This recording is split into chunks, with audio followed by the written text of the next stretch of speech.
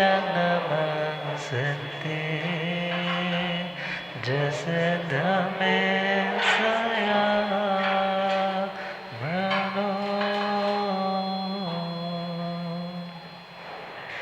जे हाथ जोड़ गोरानो मेरी वंदना जे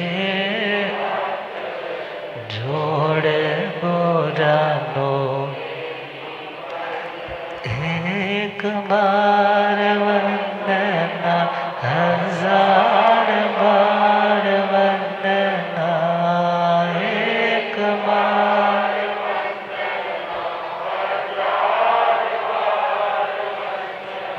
लाख बार वंदना करोड़ बार वंदना लाख बार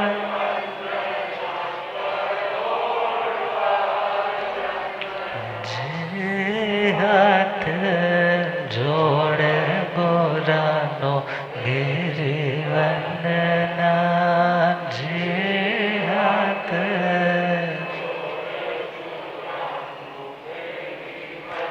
डगमग डोले नैया मेरे डगमग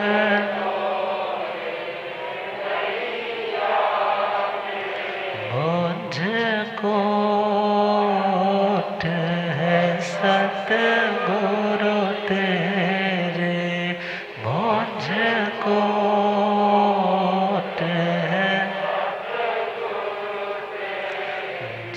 जियसा भवसागर पार लंघना जियसा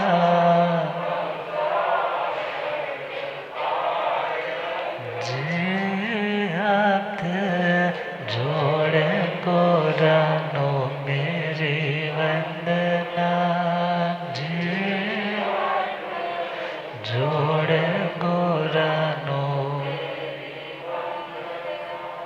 अनंत आनंद शांति के निकेतन शासनपति श्रमण भगवान महावीर स्वामी के पावन चरण रेणुओं में हार्दिक भावना वंदन नमन। मेरे अंधेरे जीवन को रोशनी प्रदान करने वाले परम उपकारी आगम ज्ञान के भंडार आगम ज्ञाता आगम पुरुष जन शास्त्र धन हिमाचल की श्री उपाध्याय भगवंत श्रद्धेय गुरुदेव श्री जितेंद्र मुनि जी महाराज साहब के पावन चरण कमलों में हार्दिक भावना वंदन नमन। आदरणीय सेवाभावी श्री प्रशमित मुनि जी पाठ पर शोभायमान दिव्य साधिका उपप्रवर्तनी सरल मना भक्ति स्वरूपा मां साध्वी श्री रमेश कुमारी जी महाराज साहब गुरुदेव पधारे। हो रब मेरा साथ गुरु बन के आया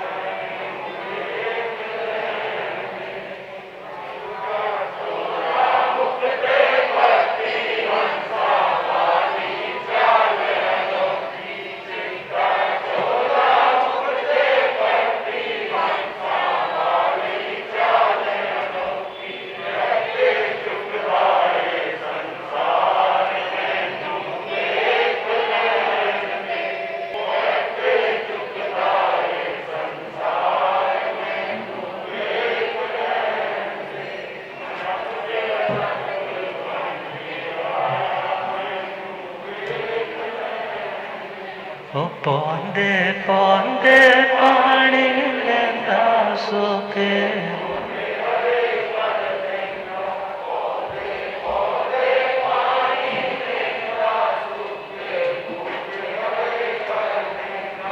कुकड़ा वाले बन के आया, कुकड़ा वाले।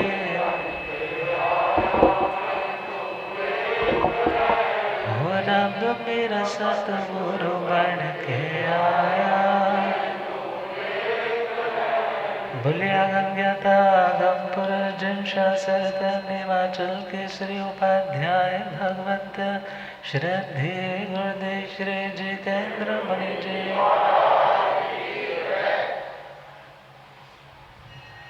गुरुदेव के पधारने से सभा संपूर्ण हो जाती है। पाठ पर शोभायमान लोगस साधिका महासाध्वी तपोरत्ना श्री संतोष जी महाराज साहब, तरुण तपस्वनी महासाध्वी श्री क्षमा जी महाराज साहब, कोकिल कंठी महासाध्वी श्री चित्रा जी महाराज साहब, समस्त भगवती स्वरूपा आदरणीय महासाध्वी वृंद, धर्म सभा में उपस्थित धर्मानुरागियों, सुशीलवती माताओं एवं बहनों, सबसे पहले हम परमात्मा की बात करेंगे, क्योंकि परमात्मा का शासन मिला तो आज आप सब लोग भी मिले। परमात्मा का शासन नहीं मिलता तो परमात्मा की मंगलमय गाथा हम श्रवण कर रहे हैं। और उन 27 भवों की यात्रा में जन्म कल्याणक 10 तारीख का है परमात्मा भगवान महावीर स्वामी का। तो उसी के उपलक्ष्य में भगवान के पूरा भवों की यात्रा की श्रृंखला सुन रहे हैं। विश्व भूति के भव में निदान किया था कि मेरी तपस्या का यदि फल हो तो मैं महाबलशाली बनूं। वहाँ से महाशुक्र विमान में जन्मे और वहाँ से चलते चलते वो समय भी आया जब त्रिपृष्ठ के रूप में उनका जन्म हुआ।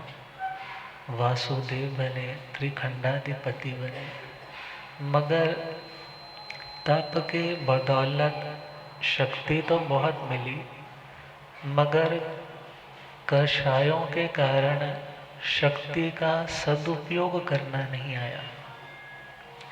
शक्ति का प्रयोग दूसरों को दबाने में, अपनी इच्छाओं की पूर्ति में, कर्म का बंध बढ़ाने में ही लगाया।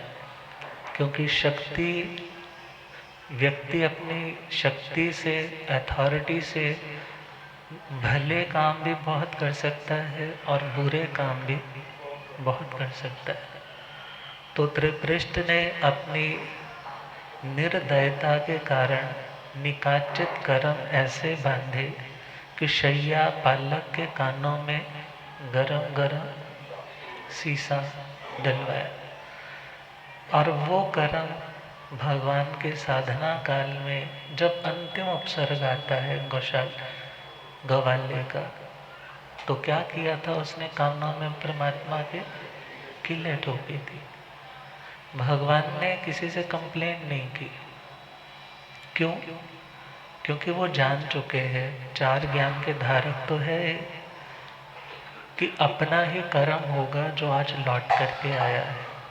इसलिए मुझे किसी से ना तो हेल्प की कोई गुजारिश करनी है और ना ही मुझे किसी से कंप्लेंट ही करनी है। शांति के 2 ही मार्ग है। पहला, मैं अपने आप में परिपूर्ण आत्मा हूँ, मैं अपने आप में परिपूर्ण आत्मा हूँ। और दूसरा, मुझे अपने दुख के लिए किसी से कोई शिकायत नहीं है। भगवान ने 2 सूत्र ही तो अपनाए थे पूरी जिंदगी, कि जब सिद्धार्थ यंत्र देवता ने हेल्प के लिए प्रस्ताव रखा है इंद्र महाराज की आज्ञा से, तो भगवान ने तो दीक्षा के साथ ही कहा था कि मुझे कर्म काटने हैं और केवल ज्ञान की उपलब्धि किसी देव सहयोग से नहीं, अपने आत्म बल से ही प्राप्त होती। मगर वो बातें समझ की कब आई हैं? बहुत ठोकरें खाने के बाद। कब आई है? जन्मों जन्मों में ठोकरें खाई है, उन ठोकरों से अब वो पत्थर अनघड़ भी मुलायम हो गया। वो पत्थर भी मानो आज परमात्मा स्वरूप में तराशा गया, और परमात्मा दुनिया को भी क्या संदेश देते हैं कि हे आत्मा तप करो, मगर तप के बदौलत तुम दुनिया का राज्य, दुनिया के सुख, उसकी कामना नहीं करो। तो परमात्मा का वह जीव 19वां भव जब हम सुनते हैं, वहाँ से त्रिपृष्ठ के भव से काल करके 7वीं पृथ्वी अप्रतिष्ठान नरकावास में दारुण कठोर वेदनाओं को सहने का उन्हें कौन सा यह अच्छा मौका है, बुरा मौका है? बल्कि ऐसा बुरा अवसर आया कि उन्हें उन दुखों का सामना करना पड़ा। अब वहाँ से निकले हैं तो वहाँ से निकल करके सिंह के रूप में पैदा हुए। किस रूप में? शेर के रूप में पैदा हुए। अब शेर ने समाई थोड़ा ही करनी, शेर ने त्रिहार थोड़ा ही करना है, शेर ने कोई अचित बिना संघट्टे वाला या बिल्कुल निर्दोष आहार थोड़ा ही ग्रहण करना। कोई ऐसी आत्मा हो भी सकती है जो 5वें गुण स्थान तक भी पहुंच जाती है, देश विरति श्रावक तक बन जाती है, मगर अभी ऐसे हलू कर्मी वो नहीं हो पाए। तो सिंह के रूप में जब पैदा हुए हैं तो देखो हिंसा के भाव और हिंसक बनाते हैं, क्योंकि संस्कार ऐसे है। पाप अट्रैक्ट करता है नए पाप को, नेगेटिविटी अट्रैक्ट करती है और नेगेटिविटी को। एक जगह गंदगी का, कचरे का, कूड़े का आप पॉलिथीन फेंको ना, वहाँ 10 पॉलिथीन गिर जाते हैं। होता है कि नहीं? अब एक पाप होता है जब उदय में आता है, उसके प्रभाव में आकर के आत्मा स्वभाव को भुला करके नया पाप और इकट्ठा कर लेता है। अब सिंह के रूप में आए हैं तो वहाँ पर भी क्रूरता, वहाँ पर भी निर्दयता, एकाग्रता बहुत है ध्यान में, मगर पवित्रता नहीं है। क्या नहीं है? रौद्र ध्यान है, शिकार को खोजूं, शिकार को मारूं, कैसे उसको चीरूं, ये तो ख्याल है, मगर दया का कोई भाव नहीं। और वहाँ से निकल करके 21वां भाव पुनः चौथी नरक का। कहाँ गए? चौथी नरक में। प्रभु वीर के पावन कथा, महावीर के पावन बनाएंगे, झड़ जाएंगे दुख जीवन के, सावन ये लाएंगे, सावन। शैया पालक के कानों में शीशा है डलवाया, शीशा है। कितने किए थे घोर करम, ना रहमक भी खाया, ना रहमक भी खाया, ना रहमक। नरकों के दारुण वेदना, नरकों के दारुण, उनको रुलाएंगे, झड़ जाएंगे दुख जीवन के, सावन ये लाएंगे, सावन। है 20वां भव शेर का, फिर नरक में जन्म लिया, फिर नरक में जन्म लिया, फिर चौथी नरक से निकले तो कई बार भ्रमण किया, कई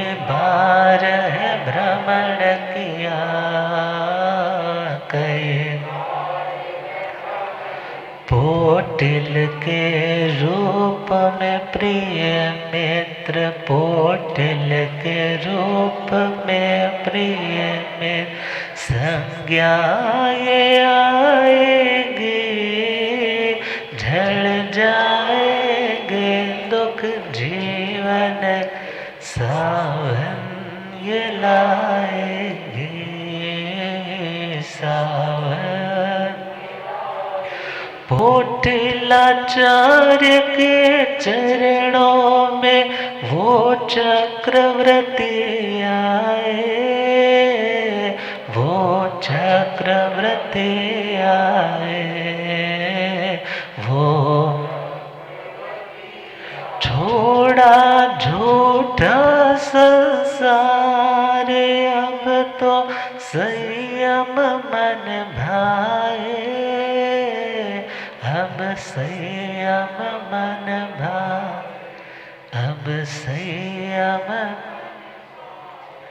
संवायम जी कहे आत्मा, सहस्रार में जाएंगे, झड़ जाएंगे दुख जीवन, सावन ये लाएंगे। अब चौथी नरक से आत्मा निकली, क्योंकि आत्मा का जन्म नहीं है ना। लोग बोल रहे थे महाराज जी जन्मदिन, मैंने बोला अजन्मे का क्या जन्म है, अजन्मे का रियलिटी तो यही है ना। मगर वो जन्म गुरुदेव फरमाते हैं सफल हो जाता है जिसमें दीक्षा आ जाती, वो जन्म क्या हो जाता है, सफल हो जाता है। तो परमात्मा का वह जीव चौथी नरक से निकला, और चौथी नरक से निकल करके भी कई बार पशु में, कई बार अलग अलग स्थानों पे जन्म मरण चलता रहा।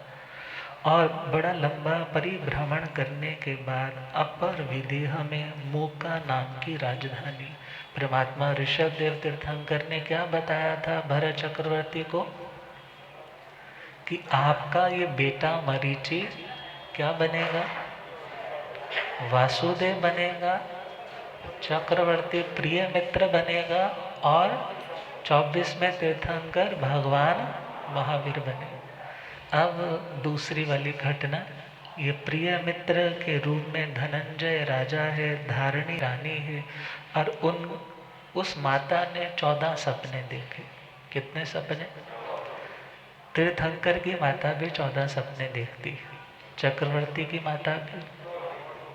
शास्त्र में ऐसा उल्लेख नहीं है कि सपने कुछ धुंधले देखती है, स्पष्ट देखती है, मगर ये धारणा है कि तीर्थंकर की माता सपने उज्जवल देखती है और चक्रवर्ती की माता कुछ हल्के डल से देखती। अब 14 के 14 उन सपनों को देख करके जागृत होती है, जागृत होकर राजा के पास आती है, सूचना सुनाती है, और राजा भी कहते हैं हमारे घर कोई बहुत बड़ा महान पुण्य आत्मा आ रहा है बेटे के रूप में, जिसका जन्म होगा। और अगली सुबह पाठकों को बुलाया जाता है और वो सेम बात बताते हैं, और समय आने पर वो बेटा जिसका नाम रखा जाता है प्रिय मित्र, क्या रखा जाता है? प्रिय मित्र। 6 खंडों के बड़े होकर के वो विजेता बनते हैं, अर्थात एक कानून, एक जैसे आजकल बोल रहे हैं ना, एक कानून होना चाहिए और एक करेंसी होनी चाहिए, एक राजा होना चाहिए। वो सारा कुछ कब? जब एक चक्रवर्ती का शासन रहता। अब चक्रवर्ती प्रिय मित्र जब पोटिलाचार्य जी का सानिध्य मिला, जिन वाणी सुनी और पूर्व के संस्कार जागने लगे और लगने लगा कि दुनिया का वैभव सच्चा नहीं, ये तो पुण्य के बदौलत, तप के बदौलत मिली हुई संपत्ति है, और कर्म के कारण मिला हुआ कुछ भी हो वो कभी भी स्थायी, कभी भी परमानेंट नहीं होता। इसलिए मुझे इस अशाश्वत के चक्कर में पड़ कर के खुद की स्टेबिलिटी को खराब नहीं करना। तो उन्होंने भावना रखी कि मैं आपके चरणों में दीक्षा लेना चाहता हूँ। आज्ञा मिलती है और उन्हीं के चरणों में अपना सर्वस्व अर्पित करते हैं। अब पुनः सम्यक्तों के बीज और उस सम्यक्तों के साथ साथ उनकी साधना में चारित्र की उज्ज्वलता आने लगती है और उस साधना के बदौलत उनकी आत्मा का विकास और होने लगता है। अब विकास क्या होता है, कैसे होता है, इसको कल पर छोड़ते हैं।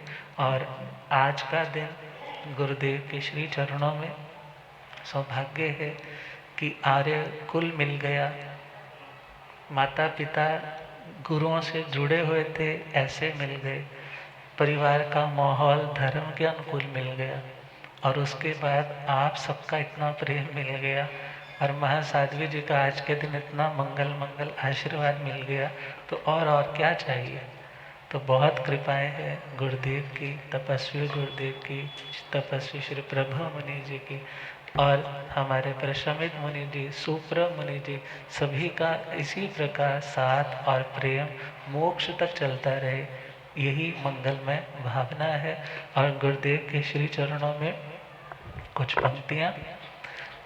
तेरे चरणाच जीणाए, तेरे चरणाच मरणाए, तेरे चरणाच जीणाए, तेरे चरण